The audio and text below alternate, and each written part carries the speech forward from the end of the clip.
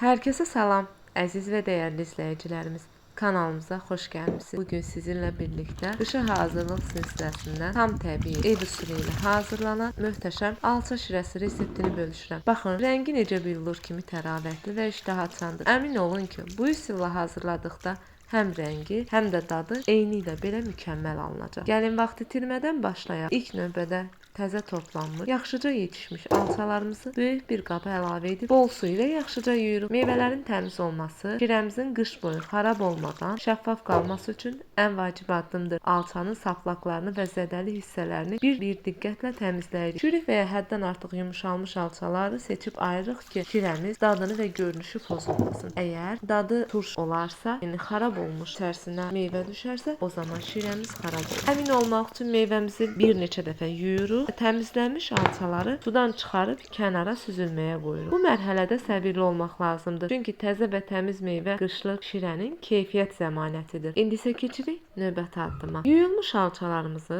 səliqəli şəkildə yarıya bölürük və çəyirdəklərini çıxardırıq. Meyvələri bu formada doğrayanda həm suyuna dadı və rəngi daha tez, daha zəngin keçir. Təbii ki, isteğə görə siz bunu çəyirdəkli də edə bilərsiniz. Amma unutmayın, o zaman dadı biraz acı olacaq. Dadının acı olmaması üçün mütləq şəkildə çəyirdəyindən ayırın. Dilimlədiyimiz alçalarımızı böyük bir qazana toplayırıq. Ardınca üzərinə təmiz, soyuq bol su əlavə edirik. Meyvələr suyun içərisində necə gözəl görünür, siz bir buna baxın.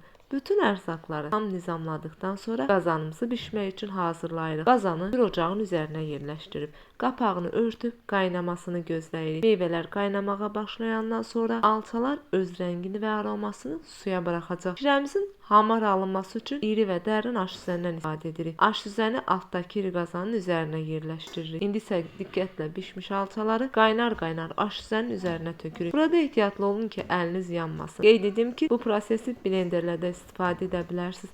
Məndə blender olmadığı üçün mən bunu aş süzəndən etdim. Blender olmasa da mətbəxdə işimi asanlaşdıran karto vəzəndən istifadə edirəm. Alçaları yaxşıca basaraq əzirik. Məqsədimiz alçanın bütün şirəsini və yumşaq lətini aş süzəndən aşağı keçirməkdir. Tələsmədən hər tərəfini bərabər şəkildə əzirik ki, qabıqlar alçanın suyunun içərisinə getməsin.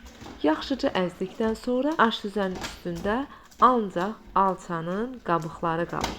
Meyvənin bütün püresi və zəngin dadı isə alt qazana süzülür. Bu üsul blenderdən keçirmək daha rahatdır, ancaq mən bunu daha çox sevirəm.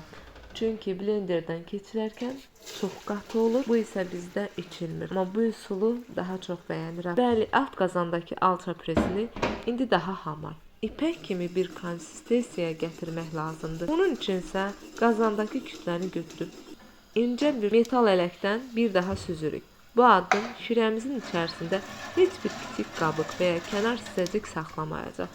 Billur kimi hamar şirə verəcək.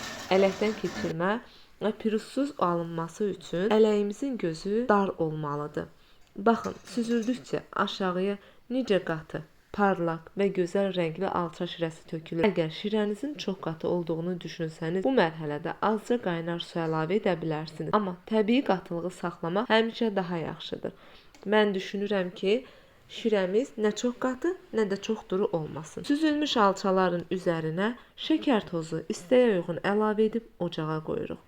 Meyvəniz nə qədər turş olmasından asılı olmayaraq, şəkər tozunu zövqünüzə uyğun ayarlayın. Yaxşıca qarışdırırıq ki, şəkər dibinə çökməsin və tam ərisin. Şirəni vərəq-vərəq qaynamağa buraxırıq. Şirəmiz qaynamağa başlayanda üzərində belə açıq rəngli köpüklər yığılacaq. Şirənin rənginin şəffaf qalması və bankada uzun müddət xarab olmadan qalması üçün köpükləri kəfkirlə diqqətlə yığırıq. Ardınca təmiz sterilizə olunmuş şüşə butulkalara qıf vasitəsilə qaynar doldururuq. Butulkanı içərisinə dolmuş şirənin üzərinə kəf olarsa, o zaman qaşıq vasitəsilə onu götürürük. Yadınızda saxlayın ki, üzərində qalan bir azcık kəf şirəmizin xarab olmasına gətirib çıxara bilər.